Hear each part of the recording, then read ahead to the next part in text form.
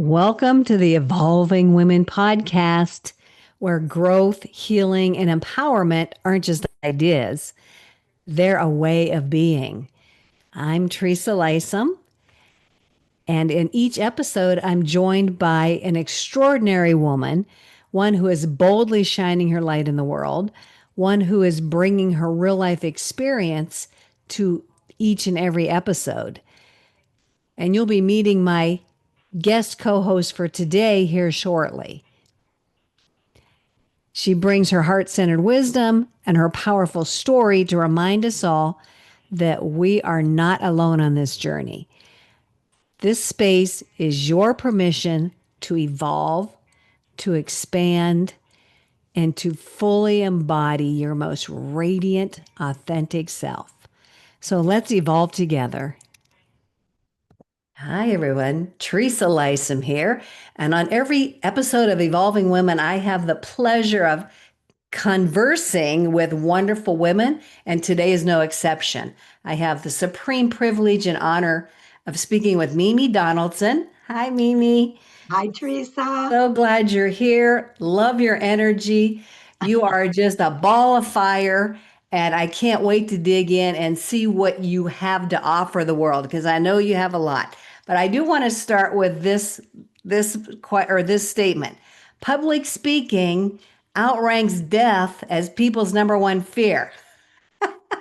Oh, I'd rather die than get up and talk out in public. I mean, that's pretty sad. It's very common, though. Oh, I know it is. I remember in high school, they try to get you used to speaking in front of groups of your peers. And yeah, it's like, oh, no, not that. So why I is that, Mimi? Tell us, share with us well, what your thoughts I are on that. I think it's like a lot of things. It's how you were raised. And at the dinner table, I was a star. Mm, I mean, from a little girl on, my parents thought that everything out of their kid's mouth was the most profound and interesting thing. I think that has a lot to do with it. hmm, And hmm. getting up on stage, I used to sing as a baby. I was told that I memorized songs from the radio. And my Cool. mother encouraged me because she loved music and she was a singer herself. And so, Mimi, get up and sing for the dinner guests. Mm, And I would. And so that was, when you're 2 years old, 3 years old, what? yeah. So that was the beginning. People say to you, get nervous. And I still get nervous when I was a keynote speaker, when the client would say, you are the first female that we've had as a Mm. keynoter. And so we're not sure how the guys are going to, Oh, receive no, you. So no pressure. no, that made me nervous. So that's the last time I was nervous is when someone before I went on stage said, you're the first female we've had. That was in the 90s. Mm, So yeah, the stage fright stuff, a lot to do with how important you were as a child to mm. your parents and I, how important the spotlight was and not to be scared of it. mm, They told me early on, they also took me to theater and opera and ballet. I was mm-hmm. raised in Chicago and I was 5 years old and they took me to the opera and I thought it was the best thing I'd ever seen in my life. Wow. But they were so smart because they took me to La Cenerentola by Rossini, which is Cinderella. Oh, okay. So I knew the story and I was 5. And there Mm, it was with the costumes and the singing. It was just like my little golden book of Cinderella. mm. And afterwards, they just said, well, how did you like it? I loved it Aw. to the point where when Snow White came out, and it was it had come out before I was born, but after, when it came into the theaters, I was 6 or 7, and my parents took me to it, and they said, how did you like it? And I said, well, it was good, but do they have an opera of it? Oh my And gosh. my mother said, what? I said, well, they have Cinderella. do they have Snow White? And she said, no. And she said, I was very sad. Oh my gosh, I that's do not so remember cute. this, but this story has gone down in our family history. So, Oh wow. Opera for a young child. Yeah, that to me that's just like, oh yeah, no. oh, And it you were was, just the opposite. oh, fantastic. Well, my mother had opera on the record player all day long. Okay, so you were familiar with So I knew that she had sung it in her youth it. and that Mm. she loved it and appreciated it. Oh, that is so interesting. I never thought about the way you were brought up. And I have a granddaughter like that. My oldest granddaughter, she loves being in the spotlight. She's done a little bit of theater. I know she wants to do more. That's her happy spot. She loves she's not a cheerleader, but she's done a little bit of that and she loves that. Now the other one, her sister, I don't know. She just follows, the oldest sister's lead. Right. But let me ask you this because not everybody's like that. From my knowledge of strengths, my superpower concept that I love, not everyone can step into those strengths or those superpowers. Some people are more internal and more introverted, which I'm sure you're going to say doesn't mean they can't step forward and speak and be in the spotlight. But how do you deal with someone who's more shy? I don't want to say the word shy. I don't really like that word, but isn't all like flamboyant and wants to Yes. be out there. Yes. Well, yes, I had an experience like that very early on in the coaching thing. I was a keynote speaker for 20 years in the 90s and the early 2000s. And while I was keynoting, I was still coaching my women friends because they would say, Mimi, you're a speaker. Help me with my Mm-hmm, speech. mm-hmm. And we'd write it and I would coach them.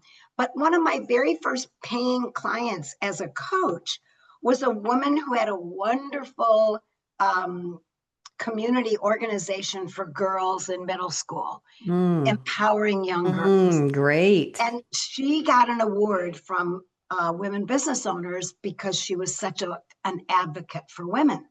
And she was got to accept the award. And she was so nervous about accepting the award. Mm, And afterwards, I said, you can do a TEDx talk or a keynote speech. And she said, oh, no, I could never do that. And we started to work together. And I realized there were 4 words that would set her mind at ease. She said, I hate talking about myself. I can't be in mm, front of people. As you say, kind of very shy, but mm-hmm, modest. That was what made her so mm, wonderful in her job, mm-hmm. empowering other people. And I said 4 words to her. I said, it's not about you. Oh, yes. And she Yeah. said, what? And I said, it's not about you. Mm-hmm. She said, can I tell stories about the girls, the success stories? I said, yes. That's Mm, all you need to talk about. And she said, oh, okay, I'll do it. I'll do a keynote speech. But if I can talk about them, mm-hmm. but it's not about you. And Right. even now, those 4 words, I say that to people who want to be keynote speakers or TEDx speakers or grow their business with a speech. I say it's not about you. It's about the needs of the audience. Mm-hmm. Yeah, It's that's about them. And it takes all the pressure off the speaker. mm-hmm. They're so happy to know that. Mm-hmm. Oh, I know. That's worked for me. I don't remind myself enough of that. But yeah, that does take the nervousness off because then you realize you're just there to get your message out, to share, to uplift, to empower, It's all and about it's them. not about you. Right. And I always say to people, if you were delivering your speech to the mirror, if the mirror was your audience, then it is about you. Then you're checking your collar and your Right, trims and right. you're being self down. But it's not about you. You're not delivering into a mirror. You are having a conversation with the audience and Mm-hmm. Yeah, you're love that. playing off their reaction. It's like a Mhm. conversation only with 500 people. Now, let me ask you, you said TEDx Keynote. What's the difference between those two? I don't really know if I know. Only, and that's a great question because my program is the same because TEDx is 15 to 17 minutes. Okay. They don't pay you, you don't pay them, but you get a Mm-hmm. fabulous tape Right, right. to to use in whatever way you want to market yourself, because they put a lot of sponsor money into the video crew and they want an excellent tape to put on TEDx.com. That's 15 minutes of your best stuff. The keynote is 45 minutes, and that's the only difference. Oh, I'll be darned. So it's just the length. It's the length of time. And also a keynote speech, you're going to get paid. Yeah. You should get paid because you are bringing value to their people, their audience. You're the thank you. That's a lot simpler than I anticipated.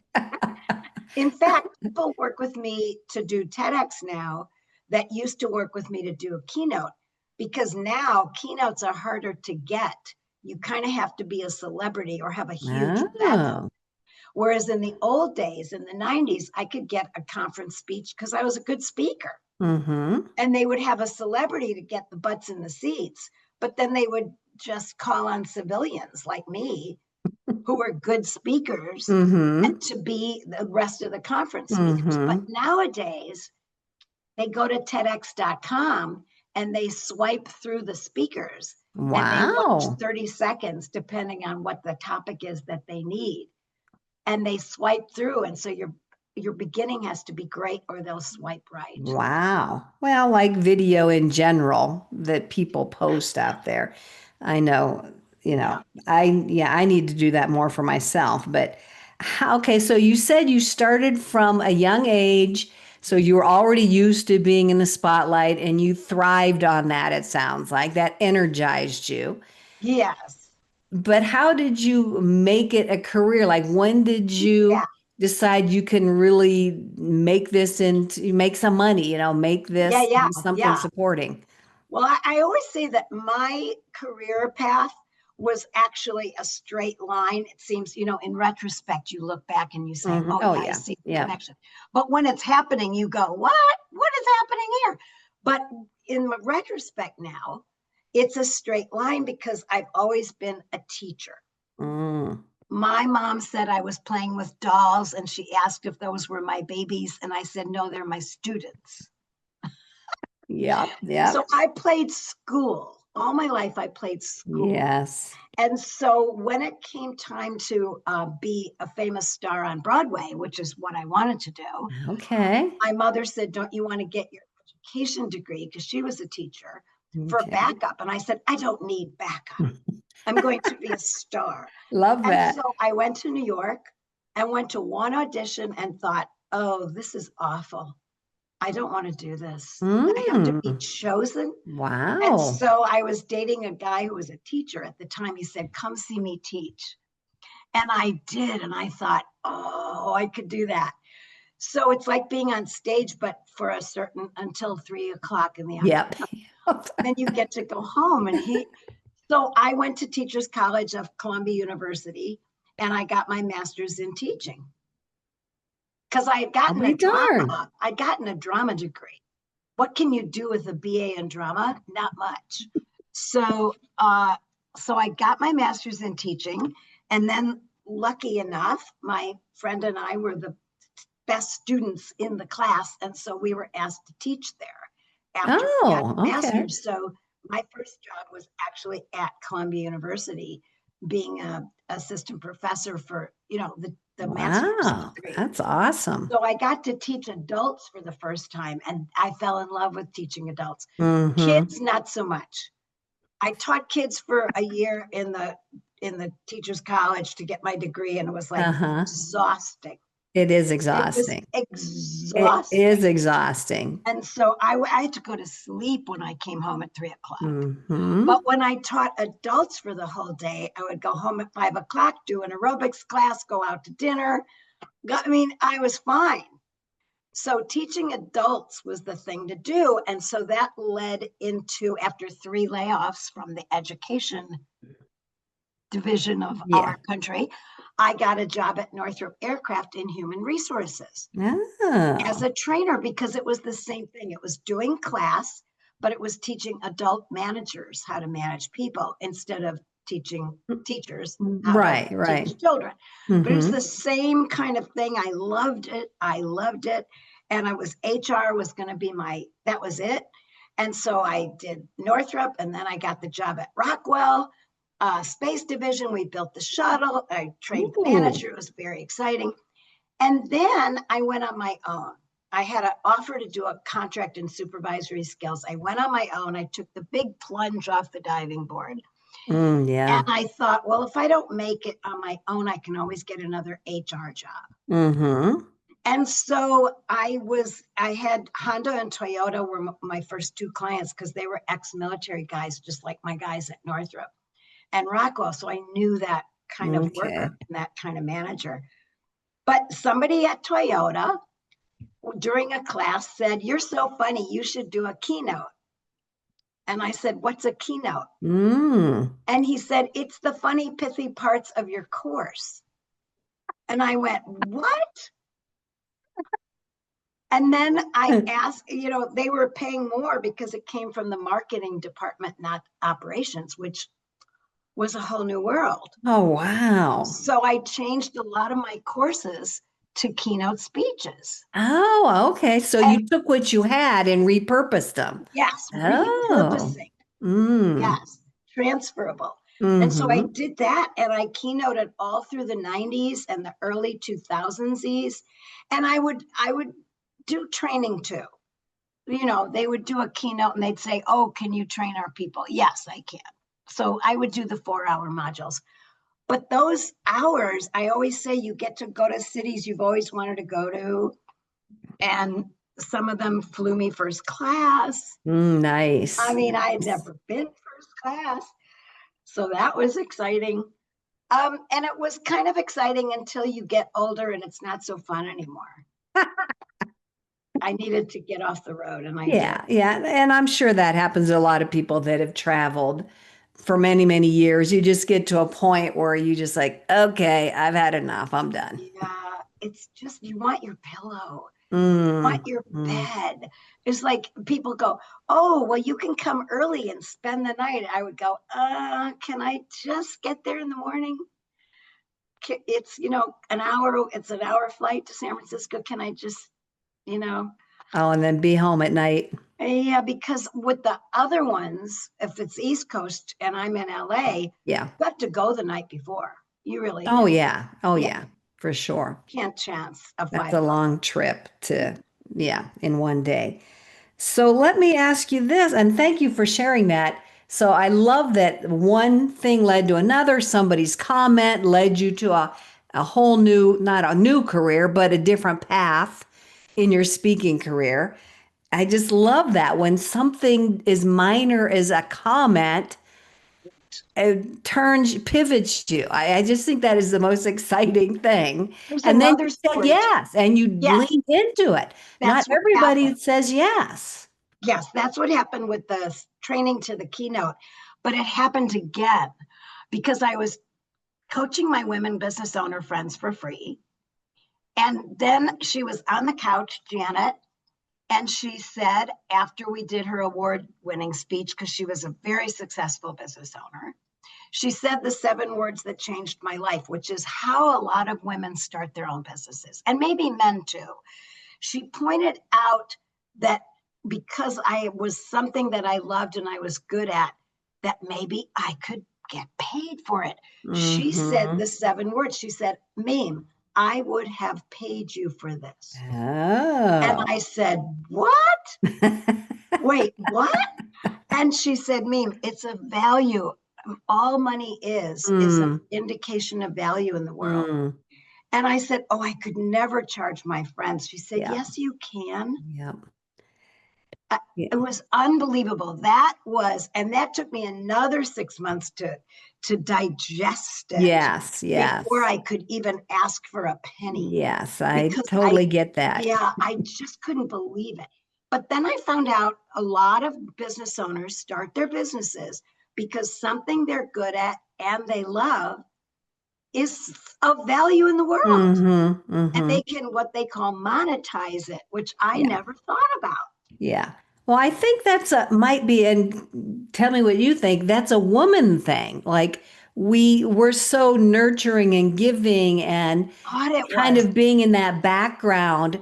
It's sometimes tough It was for Yes. me to step Yes. forward, Yes. understand our value and our worth to other people, and Yes. then be able to speak it out loud that, yeah, well, this is what I charge. Like that is a thing. That was Like the that. thing. Oh my That was hard for gosh. me to do because used to Mm-hmm. have speaker agents negotiating with big companies for me.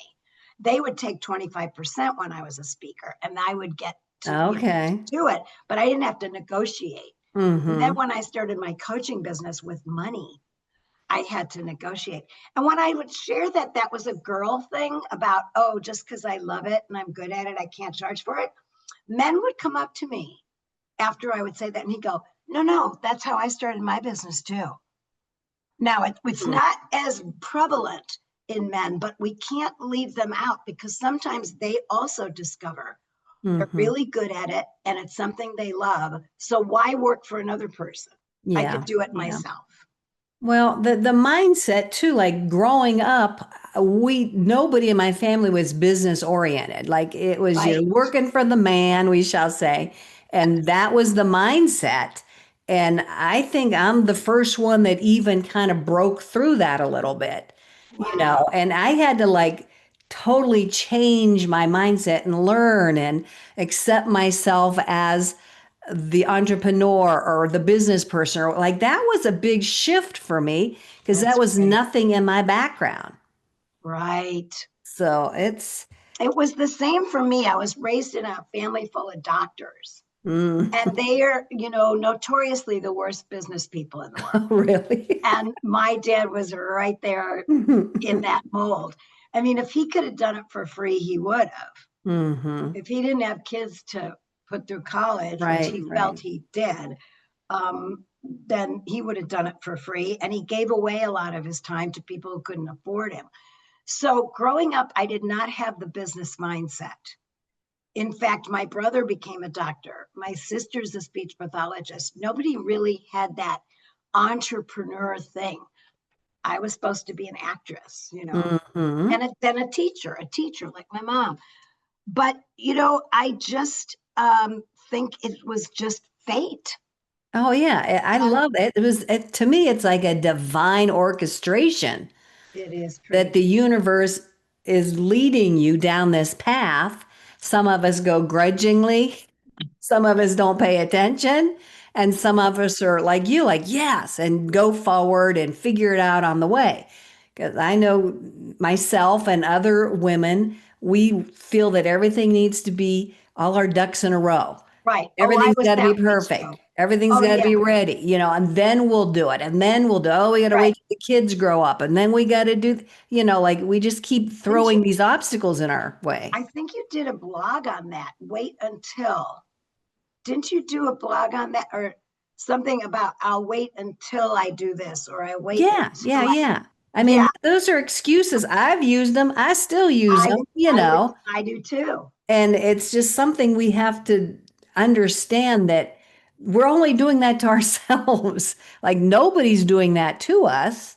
Right. And to step into that entrepreneur role, that's where you are in charge and the results are because of you and your mindset. And it's like a whole flip-flop.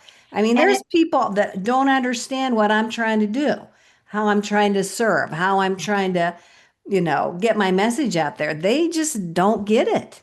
well, it's usually I may look like an enthusiastic person because when I get onto something that I say yes to, it's enthusiastic. But my first response always to something new is, oh no.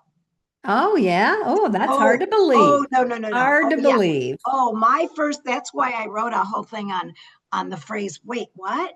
Because I'm always there's every step in my life, hindsight is 2020. So Yes, I yes. look back now at my 20s and 30s and 40s, and every step along the way that sounds so good today when I said it to you, it's like it flowed. It did not flow. It was like, wait, what? When my boyfriend said in Central Park that I should be a teacher and that he was, I went, no, no way. I was Yeah. no way Yeah. for about 6 months. Yeah. I'm always no first. Now And I was too, and I still am, but it's the time frame has shortened it's over the years. Yeah. You time know, frame is shortened. That's probably the only difference. well, I mean the time frame shortened for everything, when we get to a certain point. But in terms of that dragging the feet, like that's just the Yeah, default response for me. Like, oh no, no, no, no. And then I'll sit with it, yeah. it'll percolate, and then I'll slowly come around, like turning a ship. I'll slowly come Um, around.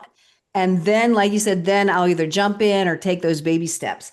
So even though, and I'm glad you said that, like you look like you got it all together and you're just, holding the bull no by the way. horns and you're holding on and you're going and you're Oh, open to no way. anything. So when you said that, that's really surprising. But that's telling the audience and my viewers here that we don't have to go willingly right off the bat. We can, Oh, never. Never. I shift little say by no, little. and then someone says something else, and I go, wait, what? And then I'm willing to hear it. Then I'm willing to, they can make the case, but Hmm. I'm still like, no. But then here's the difference. I'm such a cheerleader that once I get on board for something, I'm on board. I'm I like bet. proselytizing it. I'm thinking it's the best thing since sliced bread. So I go the full gamut from no to being a cheerleader. So you jump right in. Well, not right away, but I will Yeah, after you make that decision. I will get there to And be. it does come down to some decisions. You just make the decision and you start taking some action or moving in that direction. Yes, decision. And things and people appear. I love when I see people's story and their journey play out where things just start coming and falling into place and it's all like almost like magical. Well, Um, that's right. And I just wrote down your word decision because that's what's so important. And that's what you do in your work is you lead people to the decisions, right? Well, it's hard I think to it's so great. believe that it comes down to that. It comes down to a decision, and I've learned literally in the last year or two, like belief, what your belief is, Mm, the underlying belief, and then your decision. So there's a couple of things going on there, but if your belief is not, you can't be a businesswoman because you just don't believe you can be, then ah, that's going to send you, in a different trajectory than if you kind of think like, well, yeah, maybe, what if, and start to get curious about it. And then your beliefs start changing. So that was huge for me that's to have lovely. that realization that our beliefs determine so many things, how our life plays out. And then the decision to move forward, take that action, like I said, explore, get into discovery mode or whatever. But I just wrote belief arrow to decision. Yeah, That's great because things seem to play out after the decision. it does. I think so. Like I said, one of my strengths is connectedness. And so I really do believe that things Uh, are in play that we can't control. Just things happen. Because of, the way the universe is set up. But I don't want to go down in that direction because that could be another hour chat I around love that. it. I'm taking notes. I love it. But I love your enthusiasm and I love that you help people find their voice and be visible and feel confident. And I wanted to touch upon the whole confidence thing. So if somebody Sure. comes to you and not very confident, as we said, like an introvert, and I didn't believe this neither till I thought about it, that you have to take the action to gain that confidence.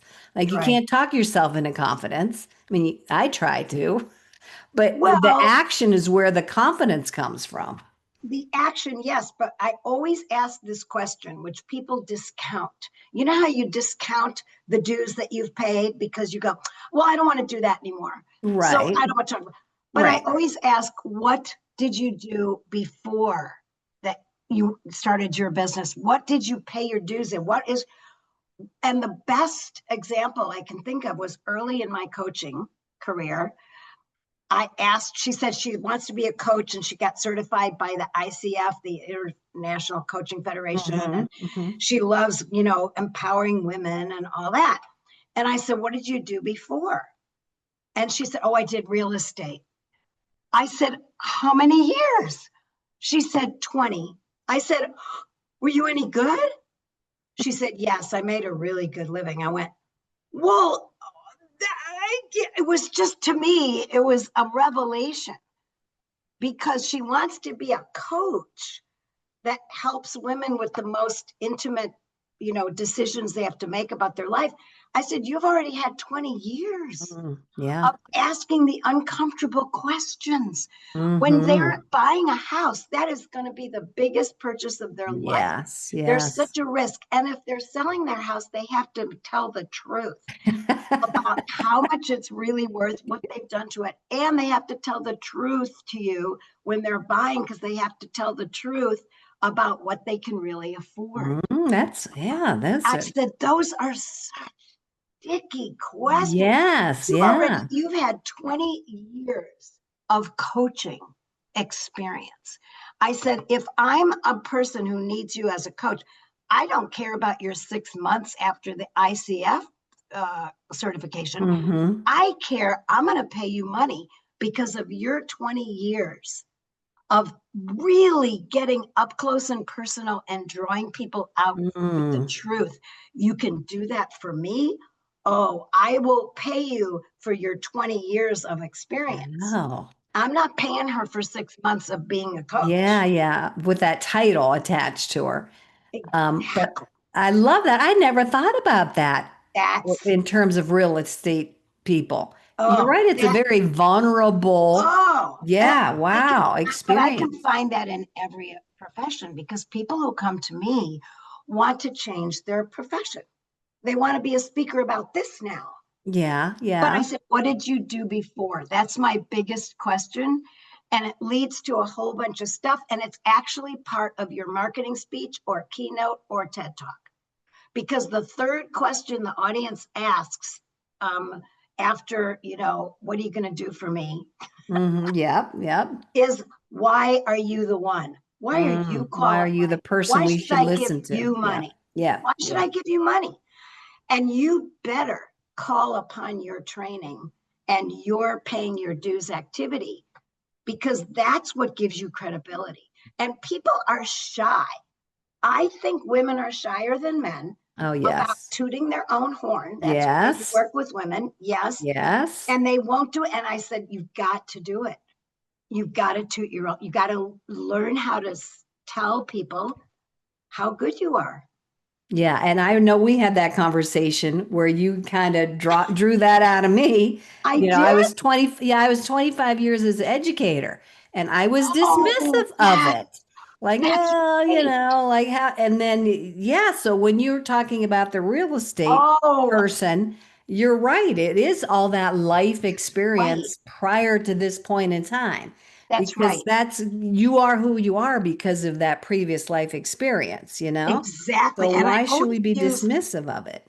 I always use the real estate woman as an example, but I could use you too, because that is just, I mean, a teacher, an educator, man, educator, the Latin root of educate. Oh, I'm sure you told me, but I don't Yeah, remember off the top of my head. this changed my life, which is why I remember, and I tell it to every friend and client I have, which is the Latin root is educare, Educare, which is, they always have re endings because they're verbs.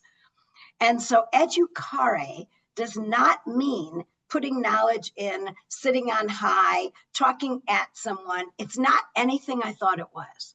It literally means to draw out, Yes. which Wow. is brilliant, because That, that's what coaches, speech coaches, life coaches, empowerment coaches, that's what you do. You draw out that which is in the person already. They just need reminding.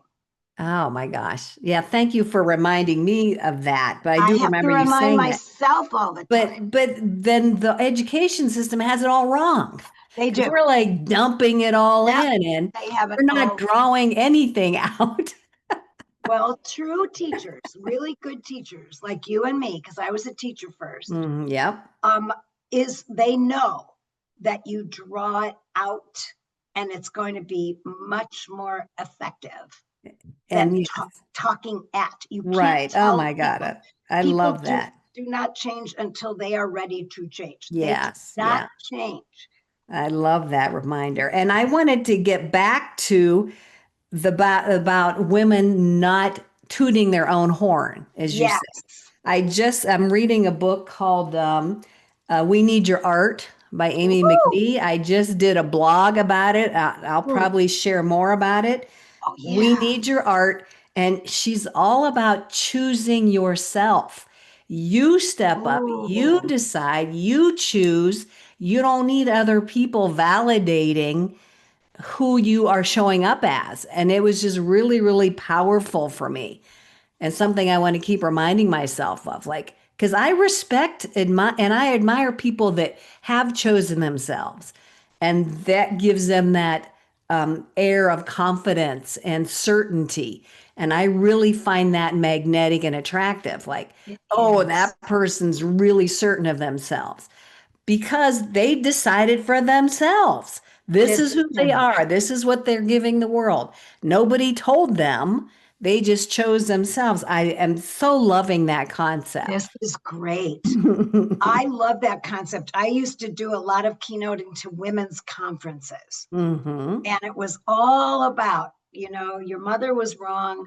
You don't do a great job to get noticed. You have to learn to toot your own horn. Yes, And yes. the funny thing was, I would tell managers, I said, if you do a really great job, what will you get? And people know they'll get more jobs. Hmm. They'll have to work more because, oh, you did such a good job on that. Yeah. Here, why don't you take this too? And you Hmm. can do this project. And Yeah. I know you can do that project. Right. So if you're going for validation, you got to find it somewhere else internally, Yes, yes. because Yeah. externally you're going to get more work. Well, yeah, and that's what Amy, the author of that book points Yeah. that that is attractive and magnetic to other people. But it's just like conflicting and opposite how I was brought up and Yes. how other women think. And I'm just focusing on women because that's, what I do. Yep. But so it's really like, again, turning that ship, just being able to make Yep. that mindset shift. And yeah, and so me and you, I hope, are leading. I'm including myself, but I know Yep. We're you are leading. leading by example. We And can only lead by we can example. only lead by example, giving other women permission to make that decision to choose themselves and Right. to step it up and toot their own horn, and it can be in a humble way. It doesn't have to be, boisterous or anything, which I think some of us think that it needs to be like, and it No, doesn't need to be. I learned from that woman that I helped when she loved It's Not About You, that no matter how shy you are or how modest, you can believe in yourself, and the belief will lead to the right decisions, and to choose yourself and to validate yourself, not wait for outside validation. Yeah, yeah. Yeah, Can't do that's huge. That is a huge chunk of wisdom that. Oh, it's we huge. just packaged up and gave everybody with a ribbon. So thank you. I think we're going to have to wrap this episode up on that because that was big. That's kind of like So, when you go out on a high note. yeah, yeah. Like, is that the Mic mic drop. drop thing? Yeah, mic Mic drop. drop. Hi, that we can't top that. So, how can people get a hold of you if they want to step up, choose themselves, and learn to be really comfortable speaking with their voice? Wonderful. Thank you for asking. I am so simple. Luckily, I got mimidonaldson.com through a website because I'm 41 years in business. So in 1985, I got that. So mimidonaldson.com. And also, I'm lucky enough to get Mimi Donaldson on LinkedIn. Oh. And so you can find me just by my name. Google my Mhm. name and you can find me. Oh, great. Thank you. And we will definitely put that link in the description with this episode. So you'll be able to find it there. But thank you so much, Mimi. Oh, It's just Teresa, been a delight and an honor to have you here this and is a sharing your pleasure. wisdom, sharing Your wisdom, too. I have a whole page of our, notes of our what you said. combined wisdom. Thank you so much. And I'm so honored again that you were here. You took some time, and I honor you for what you're doing out there in the world. So thank you so much for shining your light so gloriously. And Thank you, everybody Teresa. listening, if you like this episode, please share it. I know you know somebody that could benefit from this information, and reach out to Mimi, even just to have a conversation. You'll come away feeling uplifted and so good about yourself. So thanks so much, Mimi. Thank you to everybody who's listening in, and we'll see you in the next episode. Bye bye.